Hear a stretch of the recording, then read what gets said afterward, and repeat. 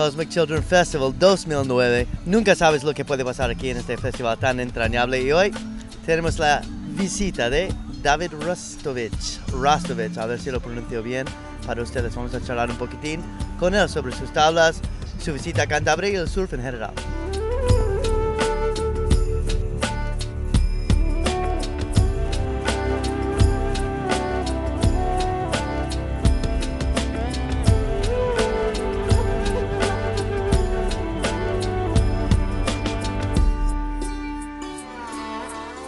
Hala balibala.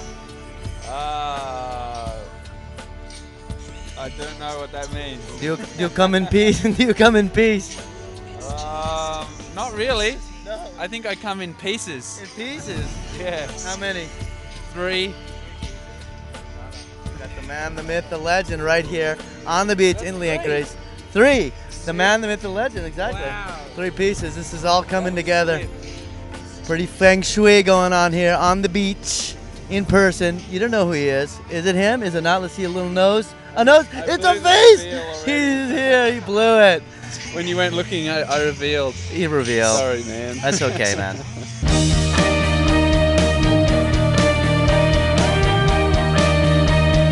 How's it going? Good. All right. I'm enjoying this little Cosmic Children soundtrack, especially. The music's absolutely amazing. How'd you hear about it? Coming over here. I had this dream a few months ago, and 3 parts. and yeah, it was a 3-part dream. The first was Raoul visiting with the cosmic board under his arm, saying, "Come, come, I have something to show you."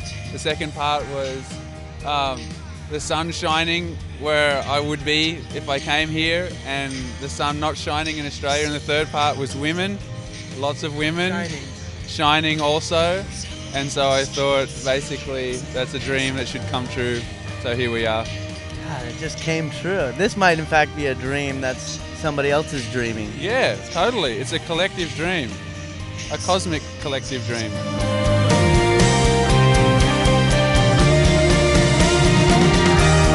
Talk to us about those little park benches that you're surfing on. They're actually ironing boards. Ironing board, I knew there wouldn't I? We're in an economic crisis and an environmental crisis, so basically you got to make do with whatever you can. So yeah, basically we're just using planks nowadays, and it seems to be stoking people out, myself included. I can tell. I just noticed one of your boards where you also looked like it was used for hunting too, with that. You know what I mean? I was like, It was a toothpick for someone who's got teeth the size of my teeth, so that was good. Yep, multi-purpose.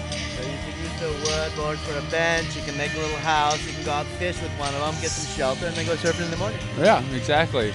No, they're perfect, man. Multi-purpose.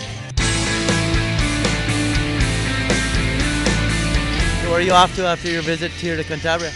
I'm actually going to Madeira Island and attending the 61st International Whaling Commission, which is a meeting I attend every year that's in somewhere different every year. And it's basically a meeting where 70 odd countries get together and decide what to do about whales and dolphins. And some countries decide they want to kill them, but most countries want to decide to protect them. So I go there to document that, to oppose the people who want to kill them, and to support the countries and the people who want to protect animals like whales and dolphins. Is that growing support for protection? Majorly growing in the conservation realm, mainly because everywhere who's smart enough to go from whaling to whale watching gets an incredible benefit from, you know, turning from the bloody trade of whaling to the sustainable trade of whale watching. So it's just rational, sense, common sense, you know. So everyone's kind of realizing that, and things are changing, and it's great to be a part of that. It's great when human beings use common sense, isn't it? It's great when human beings be human beings in the sense where it's like, you know, we're humankind, and we can live up to that name. We can be, you know, kind. We can be kind, and I think, you know, it's as simple as that. It feels right to protect an animal that's being slaughtered and, you know, brought to the edge of extinction. It feels right to ensure that our children have a future and an ocean that is clean and filled with animals. So basically it's common sense to follow that. So it's awesome. you know, it's such a fortunate life being a surfer, and especially a surfer like myself who's in a position of being sponsored, you know, and it's just amazing. So really at the end of the day, when you're getting given so much through surfing and through having such a fortunate life, it just makes sense again to be giving as much as you're getting, whatever way that is, you know, and it's nothing, to me that's nothing special, it's just common sense. It's the law of nature, you know, you give, you get, you receive, you know, and it feels right to give back, especially to that big thing out there that gives us so much. And you know, and surfing in places that are real dirty and empty of animals, it feels like shit.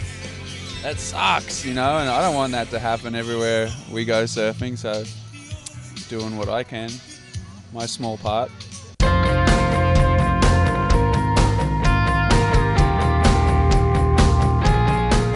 Let's talk just a little bit about those boards, because in Cantabria, we haven't seen any of those little wooden alayas, are they called? Yeah, alaya. Yeah, are you experimenting with that stuff? Yeah, we've been, it's been probably 3 years since we've been riding them, and Tommy Wegner resurrected them about 3 years ago. So I got one of the very first few and actually had it in my house for a while without using it. I just kind of had it there thinking, oh fuck, one day I'll pull it out, but not yet. And then that day came, and when it happened, I just tripped out. I was like, wow, this is pretty amazing, being able to go across waves so fast without moving a muscle, which is basically standing there. And then a few other crew around home started riding them, and bam, all of a sudden we were just tripping out on how fun it was. Simple as that, how much fun we were having. And so it just boomed from there, you know. It's just like anything good, it spreads, and people start picking it up and running with it themselves. And now you got like Rob Machado I was just with in Fiji last week, and he was ripping on one at Cloudbreak, and his crew in California riding them on the point breaks there, and of course back home on all the point breaks. They're amazing. And actually I came through France in 2008, early 2008, and rode one on the beach breaks out there, and the guy Fred, I forget his last name, I'm pretty sure his name's Fred. He was a bodyboarder guy, but he rides lots of finless stuff too, and he had a go, and he was ripping on it as well, and I think he's making some now. So it's just a fun thing, man. It's a trip to know that the Hawaiians, the ancient Hawaiians, would have been flying across waves, going that fast, like for hundreds of years, until the white fella came to Hawaii and stopped them. But before then, man, they would have been ripping. They weren't just riding massive planks slowly towards the beach in Waikiki. They were ripping for sure. Amazing. All over the islands. So, yeah, man, what a buzz. Back to the roots. Yeah, it's really cool.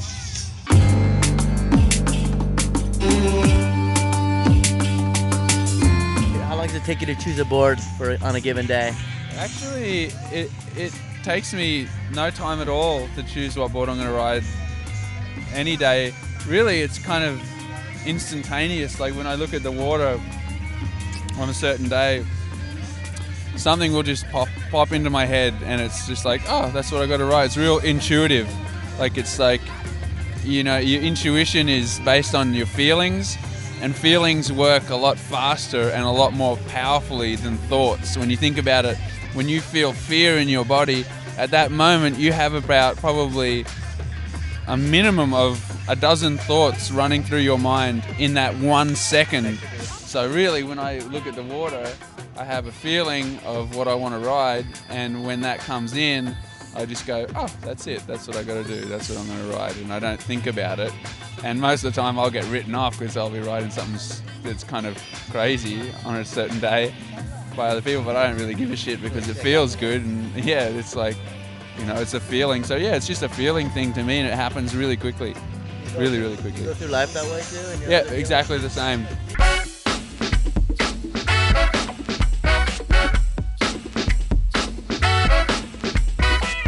Can you send a message out to our cosmic fans here? A little cosmic message to the cosmic Yes. fans over here? Love long and prosper.